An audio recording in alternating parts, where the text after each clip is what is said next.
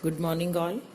आज हम करेंगे समास। जैसा कि मैंने आप लोगों को पहले भी बताया था कि शब्द निर्माण प्रक्रिया के 3 महत्वपूर्ण तत्व होते हैं, उपसर्ग, प्रत्यय और समास।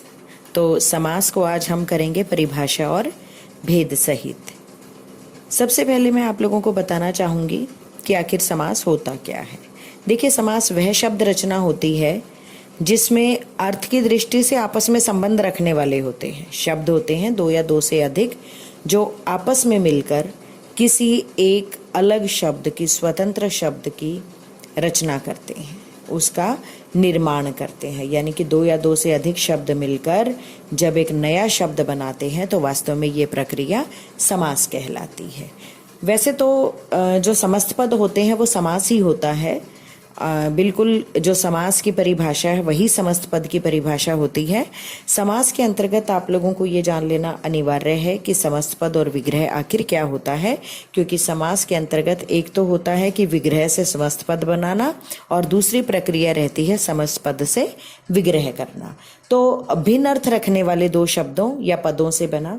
देखिए, आपको पता है कि जब एक शब्द स्वतंत्र होता है तो उसे शब्द कहा जाता है, और जब वो वाक्य के बीच में आ जाता है तो वो पद बन जाता है। तो शब्दों या पदों से बना तीसरा जो शब्द बनता है वो समस्त पद कहलाता है। विग्रह जो समस्त पद बना है, जब उन दोनों को अलग अलग किया जाता है तो ये प्रक्रिया जो है विग्रह कहलाती है। अब मैं आपको बताऊंगी कि समास के कितने भेद होते हैं। समास के 6 भेद होते हैं। अव्ययीभाव समास, तत्पुरुष समास, द्विगु समास, द्वंद्व समास, कर्मधारय समास और बहुव्रीहि समास। तो सबसे पहले अव्ययीभाव समास।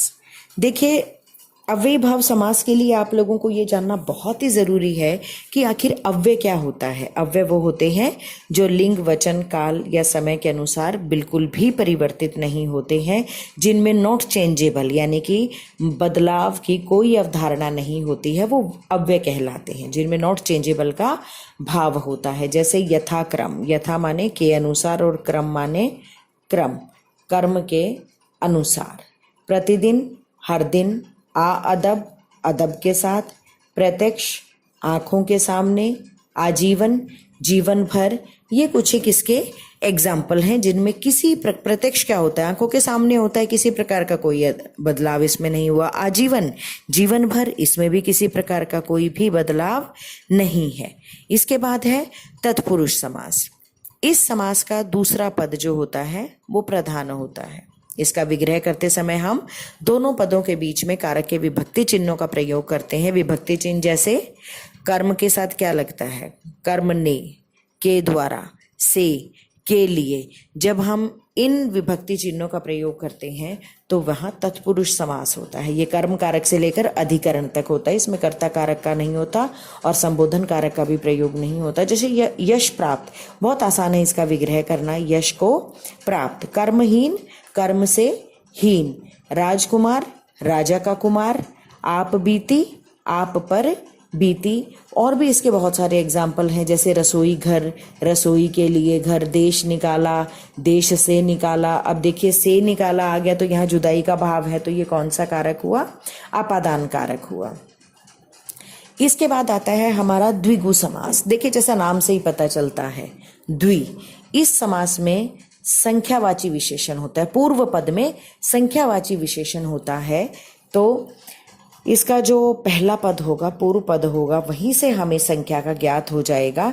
तो सबसे बड़ी पहचान इसकी यही होती है कि जो संख्या का बोध कराता है। जैसे चौराहा, 4 राहों का समूह, तिरंगा, 3 रंगों का समाहार, पंजाब, 5 आबों जिन्हें नदियां भी कहते हैं, नदियों का समाहार, शताब्दी, 100 अब्दों का या वर्षों का समूह, सालों का समूह।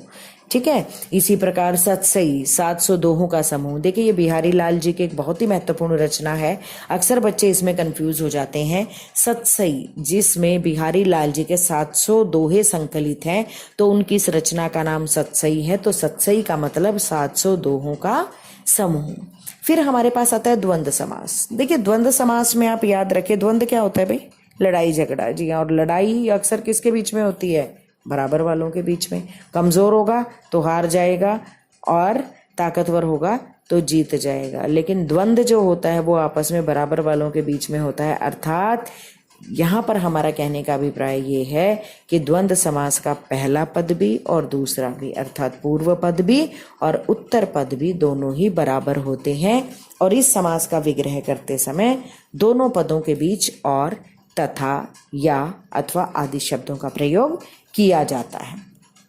जैसे माता पिता, माता और पिता, सुख दुख, सुख या दुख, पाप पुण्य, पाप और पुण्य, हार जीत, हार और जीत, और ऊपर नीचे, ऊपर और नीचे, दाएं बाएं, दाएं या बाएं, इस तरीके के जो शब्द होते हैं तो वहां पर हमारा कौन सा समास होता है? द्वंद्व समास होता है। ठीक है। इसके बाद हमारे पास आता है कर्मधारय समास और बहुव्रीहि समास। देखिए, इनका अंतर आप लोगों को समझ लेना बेहद अनिवार्य है, बहुत ही ध्यानपूर्वक इसे सुनिएगा। कर्मधारय समास, इसके दोनों पदों में विशेषण विशेष्य का या उपमान उपमेय का संबंध होता है। इस पंक्ति का मतलब मैं आपको समझाऊंगी। विशेषण और विशेष्य, विशेषण क्या होता है? जो विशेषता होती है, और विशेष्य क्या होता है? जिसकी विशेषता बताई जाती है। ठीक उसी प्रकार उपमान और उपमेय, तो यानी कि इसमें एक पद विशेषण होता है और एक विशेष्य होता है। जैसे नीलकंठ, यहाँ पर कंठ क्या है? विशेष्य है, और नील जो है वो क्या है? विशेषण है। अर्थात कंठ की विशेषता बताई जा रही है कि वो कंठ कैसा है? नीला है। तभी कहा गया है नीला है जो कंठ।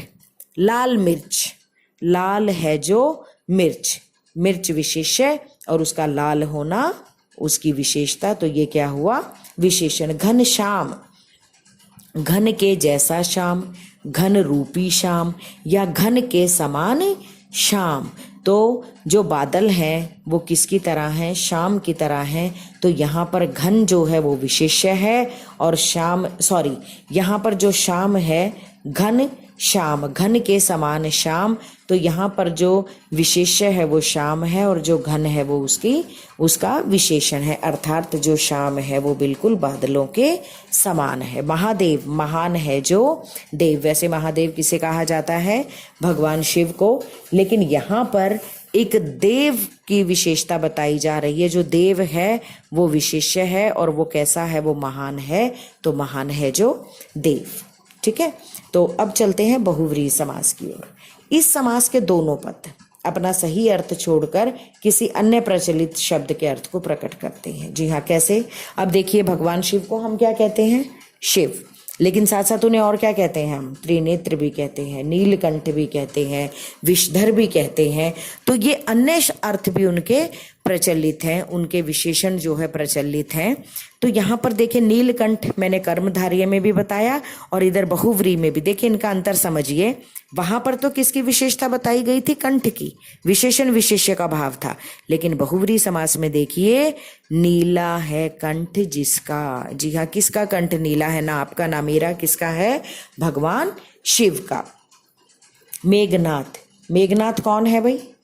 रावण के पुत्र थे जिन्हें इंद्रजीत कहते थे। तो उन्हें मेघनाथ क्यों कहा गया था? क्योंकि वो मेघ के समान नाद करते थे। तो क्या कहा? इसका जो विग्रह होगा वो क्या होगा? मेघ के समान करता है नाद जो। तो वो कौन है? मेघनाथ। अंशुमाली, अंशु क्या होता है? किरणें होती हैं। ठीक है।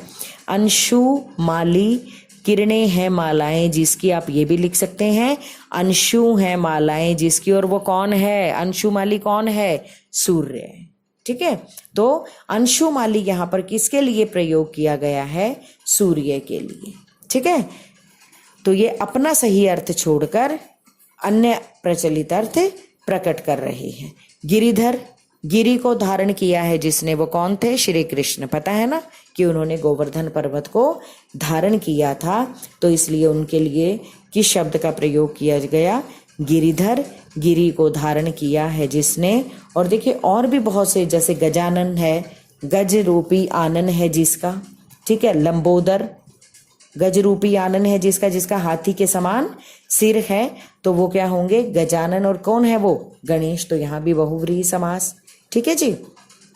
महात्मा, अब महात्मा आपका कर्मधारय में प्रयोग होता है और बहुव्रीहि में भी। कर्मधारय में कैसे होगा? महान है जो आत्मा, अर्थात जो आत्मा महान है उसके लिए कर्मधारी अगर हम कहते हैं महान है आत्मा जिसकी, वो भी महात्मा होगा, तो वो किसके संदर्भ में होगा? बहुव्रीहि समास के अंतर्गत वो आएगा। ठीक है, तो चलिए इसके बाद हम लोग अभ्यास कार्य करेंगे। अभी के लिए इतना ही। Thank you.